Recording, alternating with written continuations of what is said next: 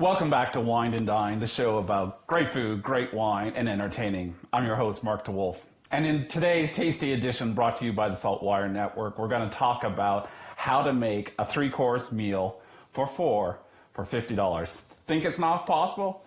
It is. You know, I have to admit the inspiration for this show is a chef named Dan Giusti, who used to be the head chef of the world's best restaurant, Noma, but now makes value-centric menus. Anyway, think frozen food can't be delicious? It can. You know, I learned this from Chef Michael Smith of Food Canada Network fame, and who in at Bay Fortune, Prince Edward Island. I had the pleasure of working with Michael some 20 years ago at a restaurant in Halifax. He talked to me about the value of frozen vegetables and fruit. They're picked at the peak of ripeness and then immediately frozen. So we still have most of the nutrients right in here. And it's not a bad thing. They're often cheaper than the fresh alternatives. So this time of year when we don't have access to fresh local fruits and vegetables, they're not only economical, but they also taste great too. So some tips about frozen vegetables. Again, peak ripeness is the key. That's why they're still so tasty and still full of nutrients. When you cook frozen vegetables, I recommend frying or roasting to keep the integrity. If we boil them, they tend to lose some of those nutrients into the water. Don't boil them. It really does leach out some of that flavor. Now, the exception to the rule is when things like leafy vegetables like spinach that are full of water. Just be sure before preparing them to kind of defrost them, put them in some paper towel, strain them out so we get rid of all that excess water. And finally, when making desserts, you want to pick fruits that are going to hold their integrity. I can't think of anything better than Nova Scotia wild blueberries for making a dessert from something that is frozen. So in a minute, we're going to start with the appetizer, main course, then to have a dessert, 2 bottles of wine, 4 people, $50. I'm going to prove it's possible. Okay, so let's make a first course, and this is going to be bright, fresh, and delicious. And you know what? It's going to cost $5.28, or about $1.07 a portion. So, what we've done, taken some baguette, toasted it off, rub it with garlic. So pretend I rubbed all of them. Now we're going to make a topping using frozen peas. So simply into a blender, we have about 1.25 cups of frozen peas, about 1/4 cup of freshly grated Parmesan. This is where I'm not skimping out here. This is real Parmigiano Reggiano.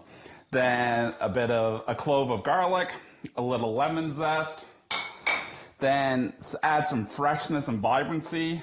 We have lemon juice. Now some olive oil. And all we have to do now is put back our top. Put down our top the right way. Close down the lid. Quick blend. We don't want to over blend it. We want to keep some of the texture of the peas in there. Then we'll come back later, plate it up, and we have a fresh, really vibrant, really attractive hors d'oeuvre appetizer that really costs us just over $1 a person. And we're back. So we made that delicious appetizer now to the main course. So what we're going to do is use roasted frozen cauliflower. So simply I've put a roasting pan full of frozen cauliflower, right from frozen, put in the oven at 350 degrees for about 35 to 40 minutes. I also put in a clove of garlic that I drizzled with olive oil and wrapped in foil, about the same amount of cooking time. For the cauliflower, you keep them spread out. We don't want them together, they're gonna steam. We want them out, spread out, so there's lots of good airflow, letting them roast and gain this really rich, nutty flavor. So before this, I've sweated off some onion and garlic. So to make the sauce, which is gonna be really creamy, nutty, and delicious, and has none of the expense of cream, we're just gonna add our cauliflower right to our pot with our onions. Done. Then we're going to add about 2 cups of stock. Now you can do this with water. I find it needs a little something else to give it some flavor. We would put this back on the stove for about 10 minutes just to help the flavors come together. But, you know, for this, we're on camera, we don't have time for that. So just use your imagination and think, I put it back on the stove. So now, into our blender. Make sure we get all our bits in there. Back on top, we're gonna blend it. This time we're gonna blend it to really smooth. Okay, so we've roughly blended the cauliflower. Now we're gonna add in the Parmigiano cheese. So again, Parmigiano Reggiano or Grana Padano. You know, don't skimp on the Parmesan because that's adding a lot of nice earthy flavor. It's actually adding some salt. And then we're gonna add in some roast garlic. So we're gonna blend this up again. And that's gonna fall off again. So anyway, we're turning this on.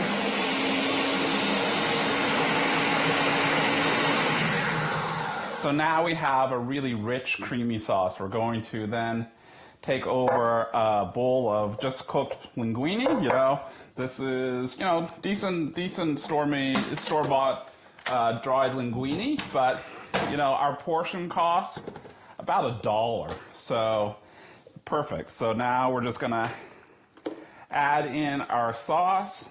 It's creamy. If it's too thick, you know, just add a little more stock to it.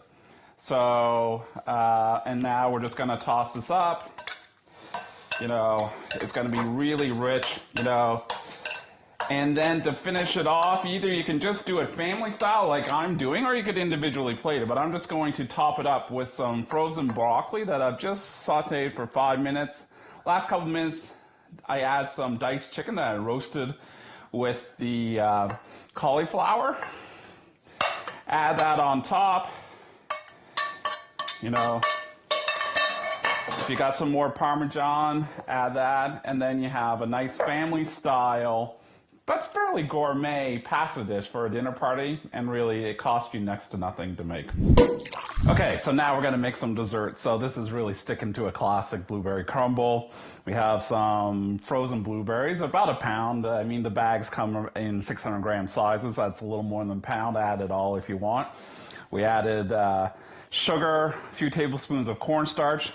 Mix that together. Cornstarch is gonna help thicken it up and make it more of a textural sauce when it's baked. Then that's easy. We'll add this into ramekins. Then we make the topping. Topping is easy. It's 3/4 cup of rolled oats, half a cup brown sugar, half a cup of flour. Then we have about 2 teaspoons of cinnamon and a teaspoon of nutmeg. You know, just give that a bit of a stir. Then to make it kind of toasty, lovely, rich, of course, we need butter. So we got about 3 tablespoons of butter that we're gonna add in there. My hands are clean. I'm gonna just work that in. We'll do this until we get some kind of like, it all comes together. We almost have like these fine pebbles. Then all we do is add the blueberries to the ramekins, top with our topping, place it in the oven for 35 to 40 minutes, and we're done. And of course, I'll show you a finished version later. But you can do it in ramekins. My other version is just in one baking dish, whichever way. This way, you can serve it individually, put a little scoop of vanilla ice cream or plain yogurt on top, or just serve it family style right from a big baking dish. Anyway, we'll come back, we'll have it all plated up, and we'll talk about wine. Okay, so now we plated it up. So we have our really vibrant pea crostini. I mean, at just over $1 a portion, it's a fantastic deal. We have our pasta, which is loaded with roasted cauliflower, our frozen broccoli that we sauteed with some chicken thighs, linguine. I mean, this is your most expensive dish at just over $15. Then we have a blueberry crumble. This is, you know, a little bit under $7. So really altogether, we're talking about $25 to prepare the food. Now we talk about the wine. How do we find great wine for $25? And I'm not talking about one, I'm talking about 2. So my rule of thumb, go to places that have weak dollars. My go-tos, Chile, Argentina, South Africa. Again, we're looking for fresher styles. Don't expect big wines that require oak aging. That adds cost. So we're looking to fresh styles. So you're like, for white, Chenin Blanc, Sauvignon Blanc, for reds. Things like Pinot Noir doesn't need a lot of new oak, doesn't want it. Then my other go-to countries in Europe, Spain, Portugal, they don't have the historic demand of France and Italy, so therefore their prices haven't skyrocketed too high. So again, great value. I'm going to pour myself this lovely Pinot Noir from southern Chile. Really exciting place actually to make wine. $12.99. The white was $10.99. I made 4 courses, 2 great wine selections, and I did it for $50. Cheers. See you next time on Wined and Dined.